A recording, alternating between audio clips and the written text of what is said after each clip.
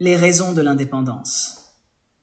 La Belgique a déclaré son indépendance des Pays-Bas en 1830 en raison de plusieurs discriminations subies sous le règne du roi Guillaume d'Orange. Les Belges étaient principalement catholiques, tandis que les Néerlandais étaient protestants. Le roi tentait de diminuer l'influence de l'Église catholique en Belgique, ce qui provoquait une résistance considérable. De plus, le néerlandais fut imposé comme langue officielle dans les provinces flamandes, alors que le français était largement utilisé par les élites. Cette imposition linguistique était perçue comme une atteinte aux droits des Belges. Les politiques économiques favorisaient aussi le nord néerlandais, ce qui accentuait les tensions économiques. La Révolution belge et la muette de Portici. La Révolution belge débute en août 1830, et l'un des déclencheurs fut la représentation de l'opéra La Muette de Portici d'Aubert à Bruxelles le 25 août 1830. Cet opéra, traitant de la révolte napolitaine contre la domination espagnole, inspira les spectateurs à se soulever contre l'autorité néerlandaise. Après la représentation, des émeutes éclatèrent dans Bruxelles, entraînant des soulèvements dans tout le pays. Les combats entre insurgés belges et troupes néerlandaises s'intensifièrent, et le 4 octobre 1830, le gouvernement provisoire belge proclama officiellement l'indépendance de la Belgique. Le rôle des nations de l'État tampon. Les puissances européennes, notamment l'Angleterre, jouèrent un rôle crucial dans la création de l'État belge.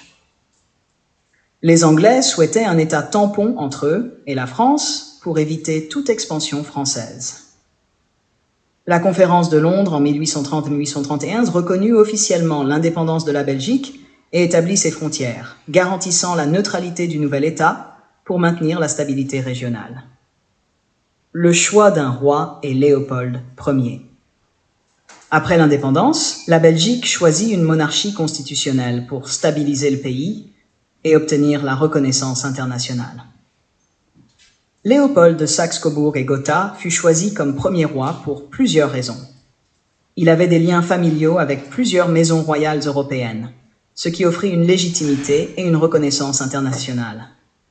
Il possédait une expérience diplomatique significative et étant neutre dans les conflits locaux, il était perçu comme une figure rassembleuse.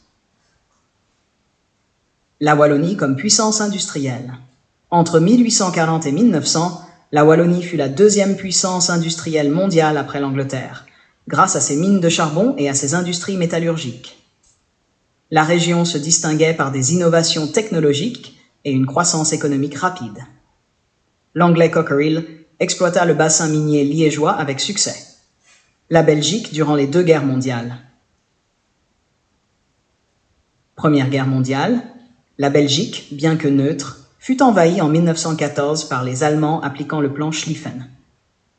Le roi Albert Ier est surnommé le roi chevalier, en raison de son rôle durant la guerre. Il refusa de céder et prit le commandement des forces armées belges, devenant une figure emblématique de la résistance belge. Albert Ier mourut en 1934 dans un accident d'escalade, un événement qui endeuilla profondément le pays. Seconde Guerre mondiale. En mai 1940, l'Allemagne nazie envahit la Belgique par les Ardennes. La capitulation rapide de l'armée belge et la décision du roi Léopold III de rester en Belgique furent controversées, donnant lieu à la question royale après la guerre. Léopold III fut accusé de collaboration et placé en exil. En 1950, un référendum soutint son retour, mais les protestations massives et une grève générale conduisirent à son abdication en 1951 en faveur de son fils Baudouin. L'indépendance du Congo belge. Sous le règne de Baudouin, la Belgique accorda l'indépendance au Congo belge en 1960. Cette transition fut marquée par des violences et des instabilités politiques. Baudouin prononça un discours controversé lors de la cérémonie d'indépendance, mettant en avant les aspects positifs de la colonisation belge, ce qui suscita des réactions mitigées.